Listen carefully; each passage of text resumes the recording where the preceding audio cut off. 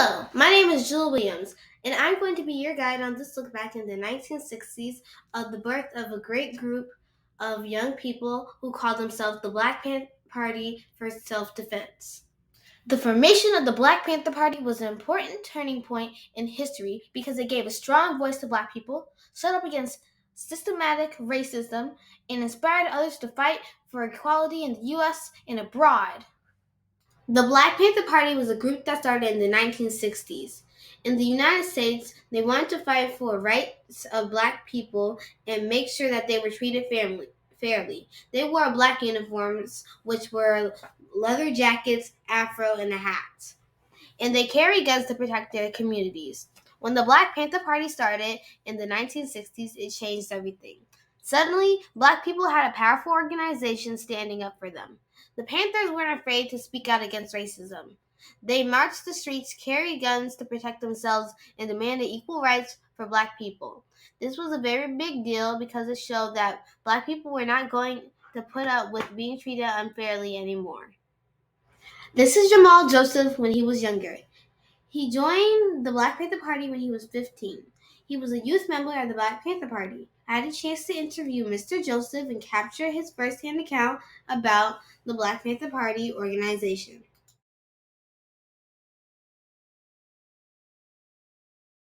People who have a commitment to change are really the leaders of change.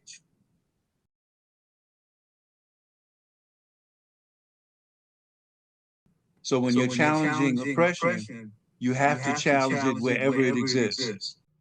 So, like Mr. Jamal Joseph said in an interview, that the Black Panther Party was all about standing up to bad things happening to Black people. They didn't just want to sit back and let things happen. They went straight to the politicians, stood up to the police, and made sure Black folks were safe from all mean things going on. Oh, and they didn't just stop there. They also had these cool programs called survival programs, where they gave out food, clothes, rides to people who needed them in their communities.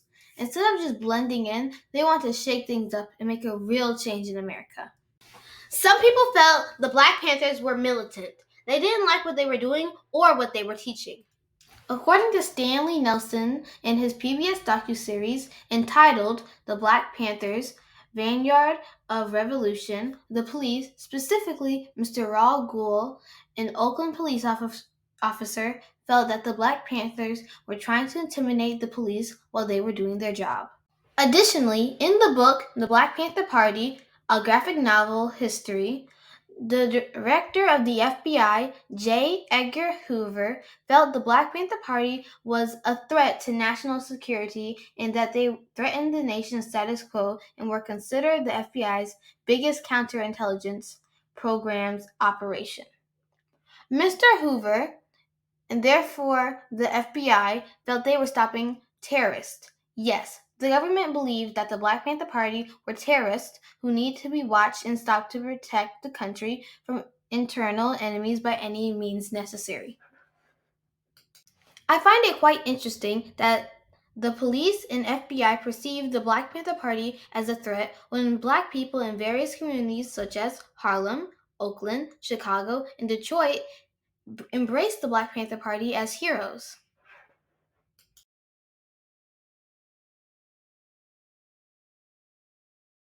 When I walked into the Panther office, I expected that the Panthers were going to give me a gun because those are the images that you saw on TV, in the newspapers, and send me out right away to fight white people.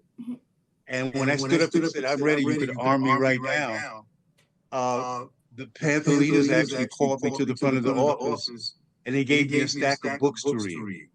The autobiography of Malcolm X, Soul and Ice by Eldridge Cleaver, another history book called Before the Mayflower.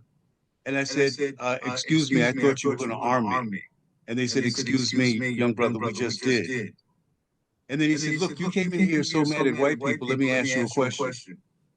If all of the cops that were beating people up were black, and the people getting beat up and arrested and put in prison were white, if all of the slumlords that have these rundown buildings in Harlem with rats and no heat in the wintertime, if all of them were black and the tenants were white, And if all of the congressmen, the senators, the Supreme Court, and the president were black, and all of the poorest people were white, would that make things right? And I thought for a second, I said, no, it would still be wrong. And the Panther leader said, that's right. We're fighting for equal justice for all. This is not just a struggle for civil rights. It's a class struggle for human rights. The Black Panther Party was not just about keeping black people's rights safe. It was about keeping everybody's rights safe. The Black Panther Party did not discriminate against male or females. No, they let both women and men in their group.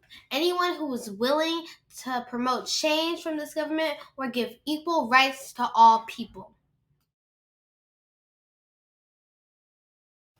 You know how when kids go to school and can get breakfast in the morning? It wasn't always like that until the Black Panther Party started it. See, back in the day, kids went to school and they were hungry, starving, and they weren't really paying attention in class because, well, when you're hungry, you don't really pay attention. So the Black Panthers decided to make breakfast before school a thing.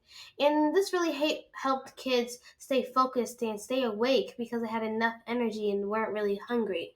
But the government didn't like it. In fact, they went so far to do this. You see, in History.com it says, a female Panther told historian Nick Hanan the Chicago police broke into the church, mashed up all the food, and urinated. They must have really hated this idea, and unfortunately this and other tactics ended the free breakfast before school. So we believe the system had to be changed. We believe that there had to be a system of equality where health care was a guaranteed right, not based on if you could afford it or not, had insurance or not, where medical care should be the same in the black community as in the rich white communities, where people needed deserved decent housing, no matter where they lived, food, no matter where they lived. And that meant a system that thought about an equal distribution of the wealth and human rights for everybody. There are many programs to this day that were inspired by the Black Panther Party. The Black Panthers started over 100 programs, including free healthcare programs for low-income communities. The Panthers went to door-to-door testing for tuberculosis that was killing thousands of black people. They did sickle cell anemia testing because this is a disease that haunts mainly black people. This is important to me because my dad has sickle cell, and the Black Panthers help people like my dad's parents figure out what was wrong with their son. No one did this before the Panthers, and they also started parental care programs that were the offshoot of the WIC program today that takes care of women, infants, and children in low-income communities. Even down to today, the Black Panthers brought about change. The Panther Party's goal was the liberation of black people um, from a system that oppressed us, not just because we were black, but a capitalist system that put profit over people. Mr. Jamal Joseph talked about profit over people during our interview. He explained how the Black Panthers believed that the government cared more about making money than helping out poor folks. But the Black Panthers were like, hey, everyone should get fair treatment, no matter what color they are. They were all about making sure everyone had the same rights. And instead of just talking about it, they actually did stuff to make it happen. They were like that spark that started a big fire for change. It's kind of like if you see a messy room, you can either complain about it or you can start cleaning it up. They chose to clean it up. It's super inspiring. It not only inspired folks in the USA, it also inspired many groups for fighting for rights across the globe. That is why they were a catalyst for change. This spark was a turning point in history. So I want to just end with the slogan of the Panthers, which was all power to the people. And that meant all power to all of the people. And we said, even during the Panthers, not everybody would join the Black Panther Party, but if you could learn by example, you could be a revolutionary wherever you were. In conclusion, the Black Panthers sparked an important turning point in history. They helped not only change the lives of blacks in America, they sparked a fire in those yearning for change around the world.